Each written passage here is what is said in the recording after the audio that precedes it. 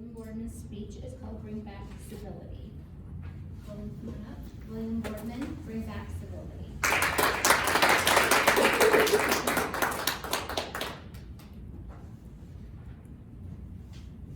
April 18th, 1992. My wife and I were married in Las Vegas. 11 days later, we were in our apartment, a little two-bedroom apartment in Los Angeles County. 11 days later, the LA riots broke out. It was dangerous. It was lawless. It was chaotic. Some of you may remember the LA riots. Anybody remember the LA riots? Florence and Normandy, right?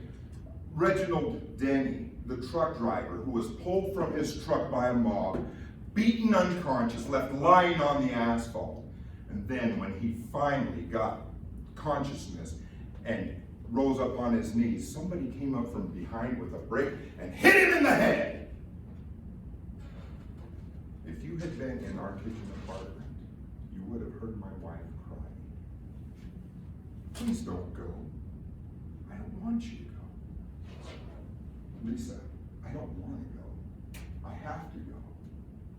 The governor of California had activated the National Guard. I had to report to my unit in Azusa. We were then sent to Compton to help restore order. 2 weeks later, we were released to return to our families. Order had been restored, and the LA riots were over. At what cost?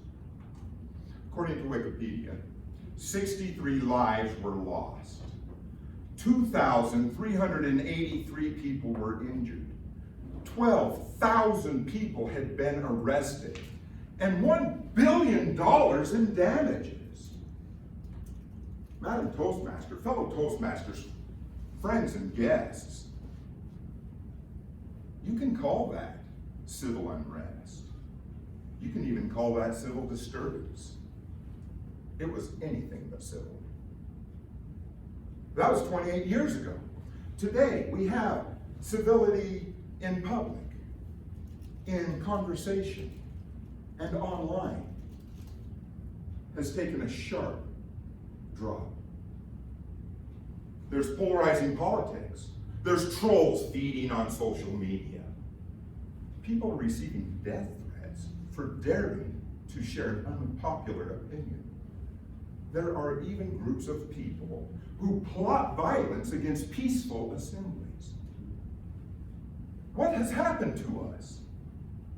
If you didn't think that civility was dead, you must at least suspect it's having a massive coronary attack.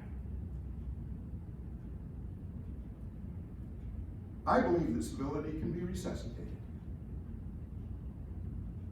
In fact, I believe that civility must be resuscitated. And you can help.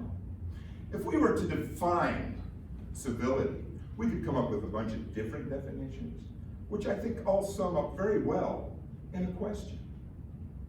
Can I trust you? As a matter of fact, I have 3 can I trust you questions. Number 1, can I trust you not to attack, threaten, or intimidate me? If I see Mark across the street and I wave at Mark and Mark picks up a club and comes running after me, well, I'm going to run. And Mark, you're not being civil. Question number 1. Can I trust you not to attack, threaten, or intimidate me? Question number 2. Can I trust you not to swear, be vulgar, or offensive? I saw some of your eyes open. William, what the bleep?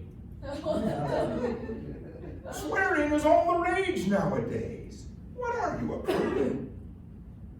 If I can't introduce my wife or my mother to you for fear of your swearing being vulgar or offensive, you're not being civil.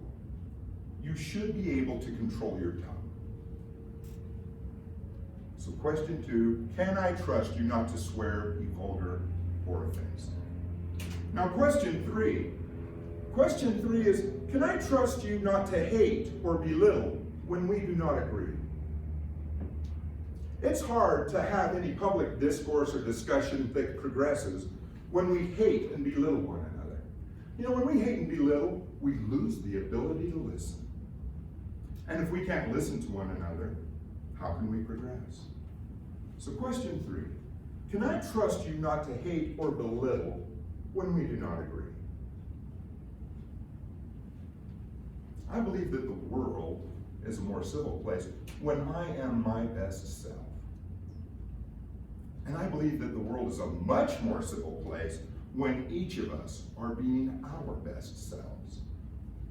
So I would like to challenge you to accept this challenge. I will be my best self in public, in conversation, and online. Now I know that that's going to take some effort. I know that that's not going to be easy. But I also know that in order for things to change, we're going to have to do something different. So if you will accept that challenge, repeat with me. I will be my own best self. I will be my own best self. In public. In public. In conversation. In conversation. And online. And online. You fill me with hope. I believe that we can resuscitate civility. And I believe that we must resuscitate civility. Madam Postmaster.